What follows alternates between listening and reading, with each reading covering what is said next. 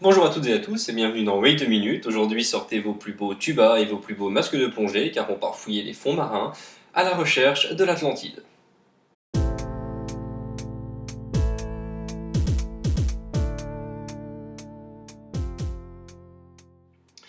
L'Atlantide, on est tous d'accord pour dire que c'est une île. Mais sorti de ça, qu'est-ce que l'on sait vraiment d'elle?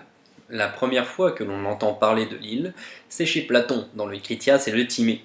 On y apprend qu'un prêtre égyptien de Saïs aurait raconté l'histoire de l'Atlantide à un grec qui s'appelle Solon. Cette histoire se passerait 9000 ans avant notre ère. D'après Platon, l'Atlantide serait une île gigantesque sur laquelle Poséidon, le dieu de la mer, règne en maître. L'île serait pourvue de nombreuses richesses naturelles, comme du bétail ou encore des ressources minières. Par ailleurs, on peut noter des choses plus exotiques comme l'éléphant, mais également un minerai dont on ignore encore aujourd'hui la composition qui s'appelle l'oricalque. Et il y a des gens sur ton île sinon? 2 secondes, j'y viens. Poséidon s'entiche d'une humaine qui s'appelle Clito. De leur union naissent 5 paires de jumeaux, donc 10 enfants. L'aîné de tous ces enfants s'appelle Atlas. À ne pas confondre toutefois avec Atlas, le dieu qui soutient la voûte céleste. De ces 10 enfants naissent 10 dynasties royales, qui gèrent chacun un bout de l'île.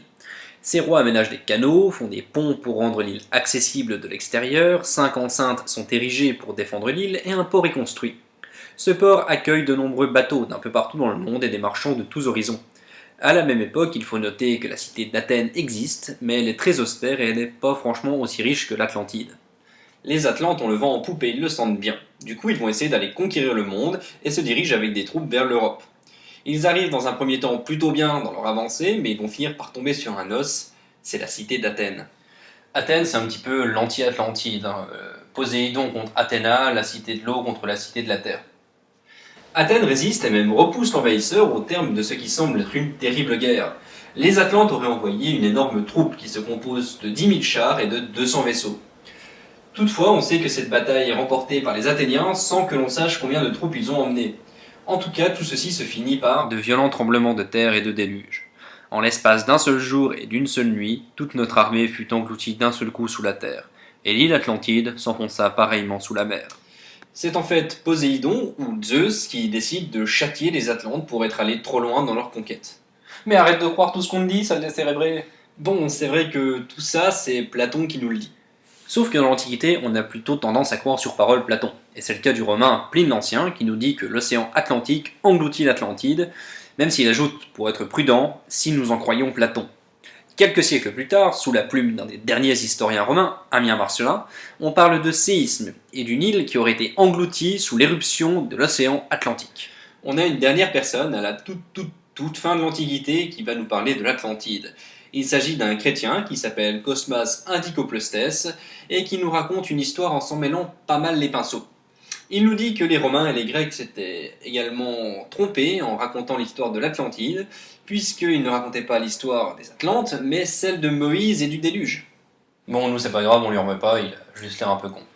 Donc voilà où on en est à la fin de l'Antiquité. Au Moyen Âge, l'Atlantide s'efface petit à petit des esprits et des têtes, pour ne ressurgir qu'avec un événement majeur. C'est la découverte de l'Amérique par Christophe Colomb en 1492.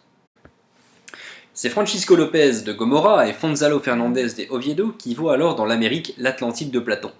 Vu leur nom, inutile de vous préciser qu'ils sont espagnols. On fait un pas de plus lorsque Van Gorp, un néerlandais affilié à la cour espagnole, affirme que les ancêtres des rois espagnols étaient des Atlantes. Et vu que l'Amérique c'est l'Atlantide, du coup l'Amérique reviendrait de droit à la couronne espagnole. Ouais, le mec est perché. En France, on a Montaigne, et lui il se dit que c'est un petit peu bancal comme théorie. Attention cependant, il pense que l'île existe, mais qu'on ne sait toujours pas où elle se trouve. Et à côté de tout ça, on a la Suède. Ouais, la Suède. Elle dit cherchez pas, les gars, l'Atlantide, c'est chez nous.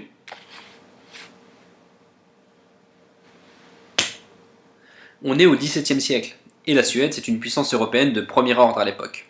Rudbeck, donc le Suédois qui pense que son pays c'est l'Atlantide, est écouté par un paquet de gens, dont un mec que vous connaissez peut-être qui s'appelle Isaac Newton, qui demande à avoir un exemplaire du livre où il dit que l'Atlantide est la Suède.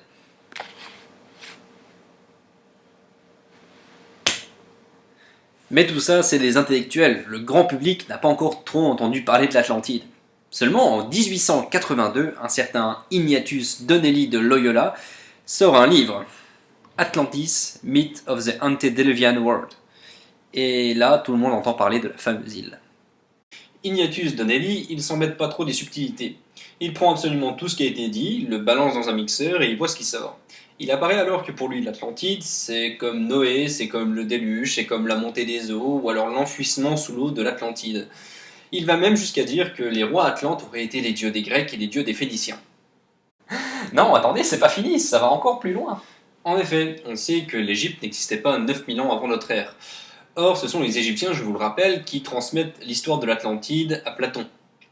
Du coup, ça paraît un petit peu bancal. Et ben, Donnelly, il contre-argumente en disant « Attendez les gars, l'Égypte, c'est une colonie atlante. » Et attendez, c'est toujours pas fini.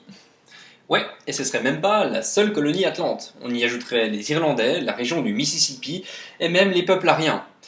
Selon Donnelly, lorsque la destruction de l'île aurait été totale, ceux-ci auraient quand même réussi à fuir vers l'Europe et l'Amérique.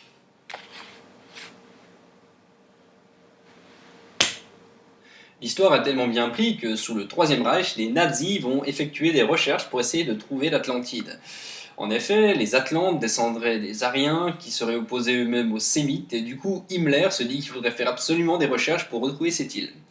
Il croit dur comme fer à la théorie suédoise, mais on ne sait pas trop pourquoi, il va fouiller pour trouver l'Atlantide en Afrique du Nord. Bon, comme vous le savez, ils vont rien trouver de plus que les autres. Oui, bon, c'est bon là, on l'a compris. Prochaine. Oui, bon, ça va.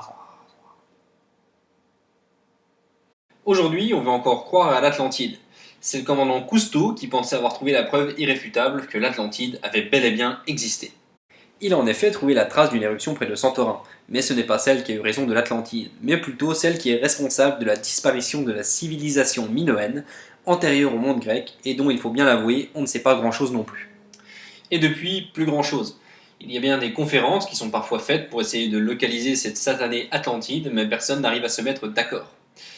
Sinon, il y a toujours des gens qui pensent que les mégalithes seraient des œuvres atlantes, et il y en a d'autres qui pensent qu'il y a un complot judéo-maçonnique atlante destiné à diriger le monde, à servir la population humaine, mais là... Et voilà ce que l'on sait de l'Atlantide. Si la vidéo vous a plu, n'hésitez pas à mettre un pouce bleu, la partager, ou aller sur les réseaux sociaux, Facebook, Twitter. Bref, vous faites votre vie, je ne vous apprends rien, et on se dit à la prochaine, salut!